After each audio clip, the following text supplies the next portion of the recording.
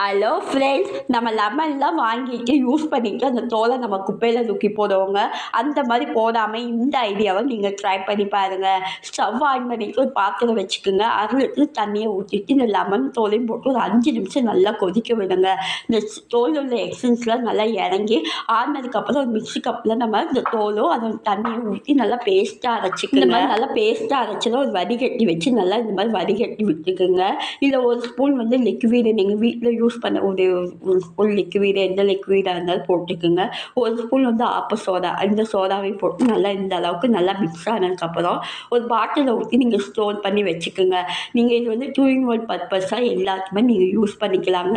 இந்த மாதிரி பண்ணி வச்சுட்டிங்கன்னா உங்கள் 1 வீக் வரைக்கும் இது உங்களுக்கு யூஸ் ஆகுங்க. கேஸில் உள்ள விடாப்படியான கரை, இந்த டீக்கரை, இந்த பருப்பெல்லாம் வேக வச்சு கேஸில் இந்த மாதிரி பொங்கி இருக்குங்க.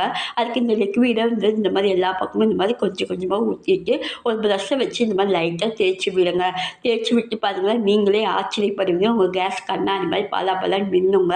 இந்த மாதிரி எல்லா பக்கமும் தேய்ச்சதுக்கப்புறம் ஒரு பனியன் துணி வச்சு இந்த மாதிரி லைட்டாக தொடச்சி விட்டு பாருங்கள். இது டைல்ஸுக்கு, இந்த கேஸ் அடுப்பு எல்லாத்துக்குமே இது யூஸ் ஆகுங்க.